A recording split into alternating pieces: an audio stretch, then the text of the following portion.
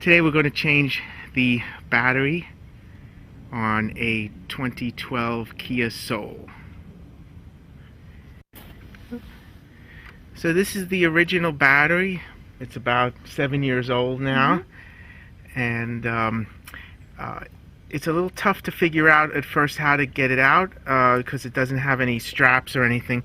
It's actually held down by this piece here, and there are a couple of bolts underneath. So we're going to take a look at the new battery first. So this is the battery, the new battery that I got at Advance Auto. It's called the Silver 121R-2 600 cold cranking amps.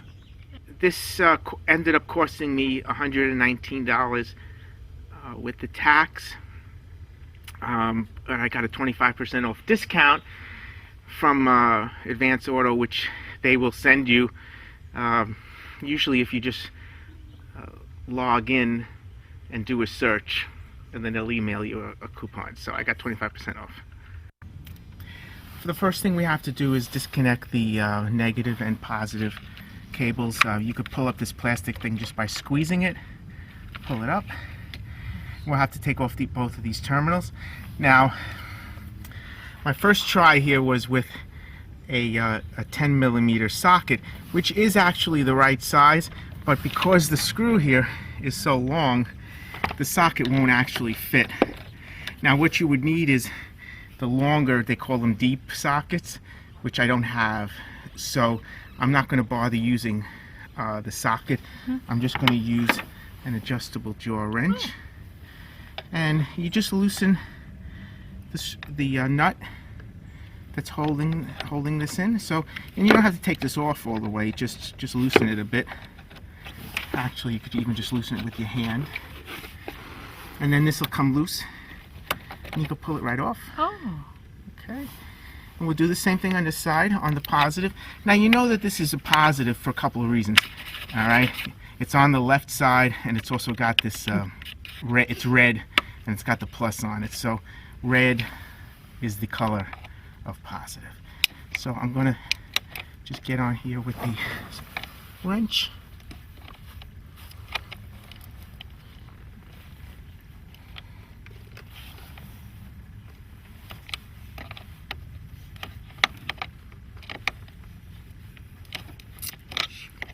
The plastic makes it a little bit tough because it kind of gets in the way.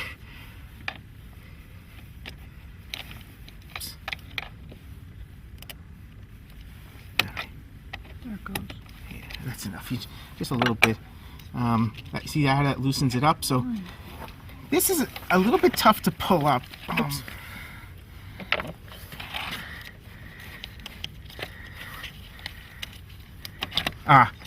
Okay. So the way I got it was, see, I was trying to pull it from the side here, and it wasn't coming up. But once I just grabbed the metal part of it like that, and then it just wiggled it, it came right up. Now, see this? This is bad to have this powdery stuff there that accumulates sometimes with a battery. But since this is the old one, we're taking it out.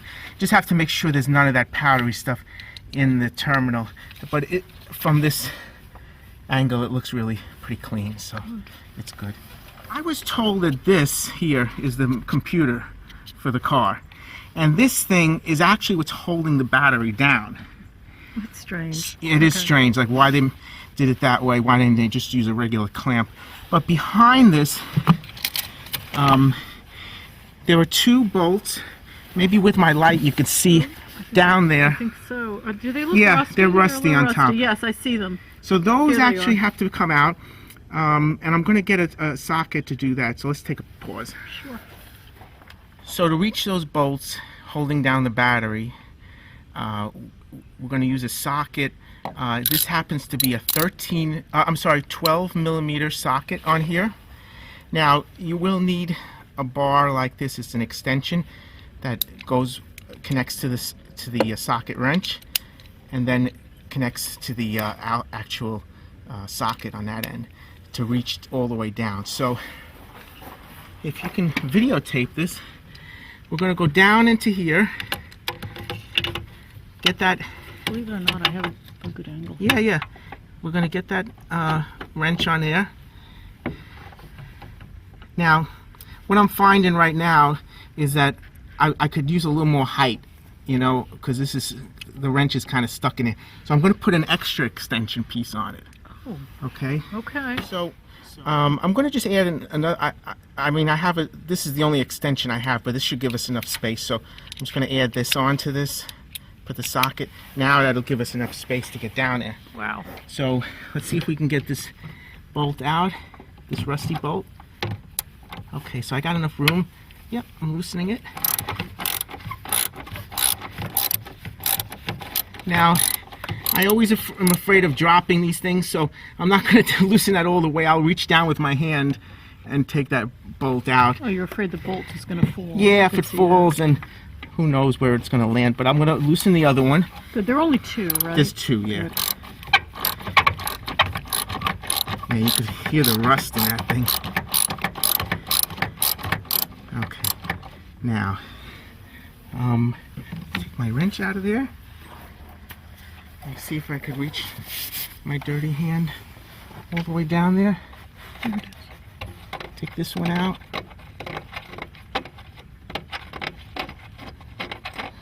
It's really rusty, and I think what we'll do is when we put it back together, we'll put some WD-40 on it. Okay. So that when we put it back in, you could pull that out. Here's one of the bolts that goes in there. Okay. Okay.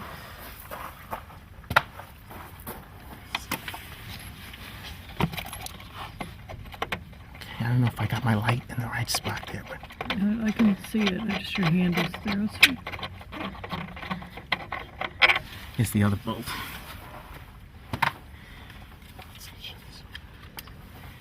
Okay. Now, this whole thing will now move. Oh, one more thing we forgot. It won't move quite yet because there's one more nut right here.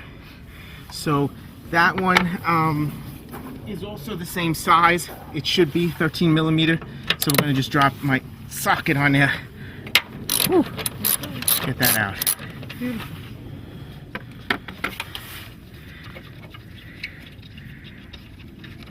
What is that attached to? Well, that's the frame of the car. Oh. I mean the body of the car. I mean this is the shock absorber right here, but that's just a solid bolt that's there. So now this whole piece is loose. Now since they say that this is the computer, I'm going to be gentle with this. I'm not going to bang it around too much, but just pull it and get it out of the way a little bit. And now the battery itself, you see it's still stuck in because in the front of it here, there's a lip. So you got to push it a little bit towards the back of the car like that. I see it. And now I should, well, once this is disconnected, I should be able to lift it right out. There it goes. Yes. Nice.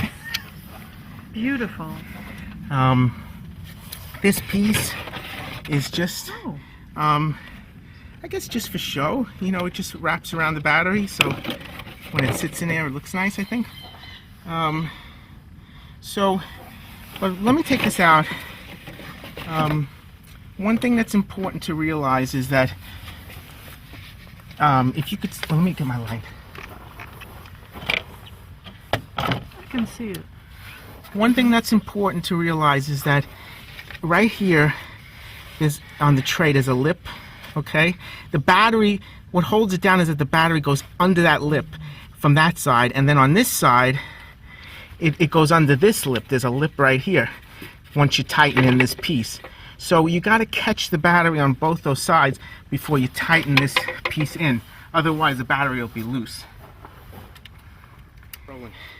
So this is the new battery, and you know, of course, when I went to Advanced Auto Parts on their website, I chose this specific car, you know, the 2012 Kia Soul, and came up with this battery. But one very important thing is that you got to see that the battery has these two tabs or lips on the side, and that's what's going to hold it in to those pieces in on the plate in the car. So those two pieces come in, and it's actually holding it from the bottom.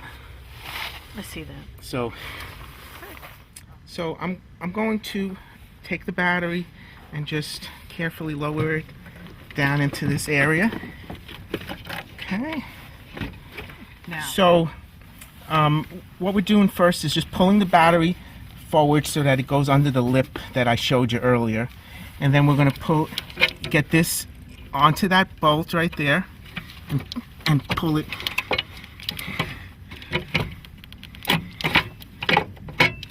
Yeah, the battery has to be underneath.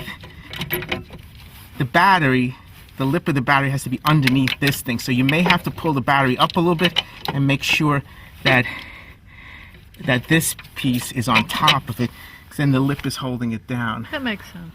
So now we're going to start by putting this bolt back on. Okay. Then we're going to take our socket and just put the other two bolts that were here. So before we do that, I'm just going to put this thing back on. Again, it's just kind of for show, I think.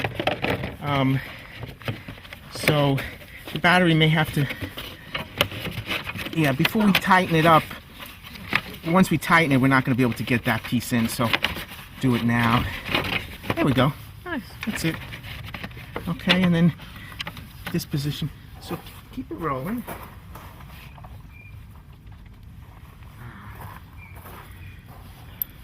So I'm going to put this nut back on here. I'm just going to hand tighten this now because I want to get all of the bolts in, because sometimes things shimmy and they have to move a little bit. But these are the other two bolts. What I'm going to do is put a little oil on them so that they're a little easier to go in and they don't damage the threads. That makes sense. So just to make this easier to go to screw back in, I'm going to spray these bolts with a little spray grease like that. Just get them going good here. All right, that's good. And then I'm going to take the socket wrench like I did before and just put them. So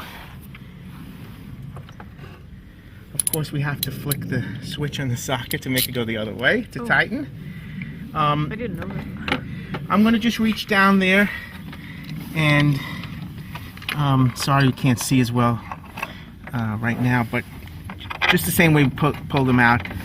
Now you may have to move this around just a little bit to get that bolt just in the right position. Wish I could use the light. Can you see? Oh, it's okay. Now, yeah, okay, I got it to connect now. So I'm just. I think yeah, I can just about see it. Okay, I'm sorry you can't see this so well, but I'm just returning these two bolts to where we took them out of. And like I said, you might have to just shimmy this around a little bit. Now I got both bolts, the threads started by hand. It's probably easiest to do this by hand to start them. And then here we're going to get our wrench, socket wrench, get down there and tighten these up. Now, I would say putting the oil on really helped because now these bolts are sliding right in. Taking them out, they were rusty and it was really hard to move them, but I would say make that nice and tight. Okay. And this one, I'm just going to use my hand to guide it down there.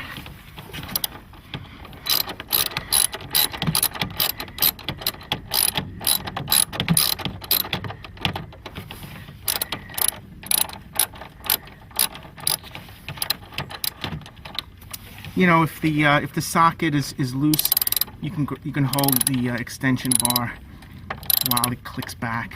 So it doesn't wobble? Yeah. So that it goes when it goes forward. And I'm tightening these up pretty good because you got a lot of weight there. And then finally we're going to do this one. Just get that guy tightened up. Okay. Lastly, we're going to just reconnect the negative and positive terminals. Now, this indicates it's a new battery, you know, because what you have to do is when you first get it, I already ripped this off, but you have to rip this off, and that indicates it's not a used battery, because once you rip that, you know, it's one way. This is going to go back on. Okay. Now, just the way I did before, I'm going to use my, now, here's the thing, this is a 10mm size. You could get a box wrench, which is, it looks like this on one end, but it's got the 10mm size wrench, and you could get on there like that and just do it like this. I don't have a metric box wrench, so I'm using it's a little bit harder with this adjustable jaw, because maybe it doesn't grab it as tight, but ultimately I'm going to get this nut nice and tight.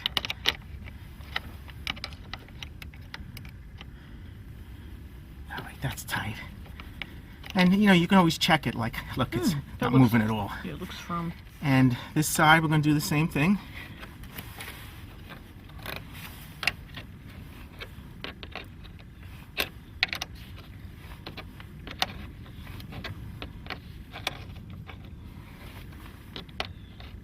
I guess I loosened that up more than I thought. A lot of times you don't have to loosen this whole bunch. You know, I probably loosened it too much, because just a little bit will get it off. So now that's tight. Now finally, this little piece just came off, but I think it's just a little latch right here. It just snaps on. Yeah, just like that. Oh, it's a little A cover. little hinge, yeah, and this little cover goes back on. Nice. And that is it.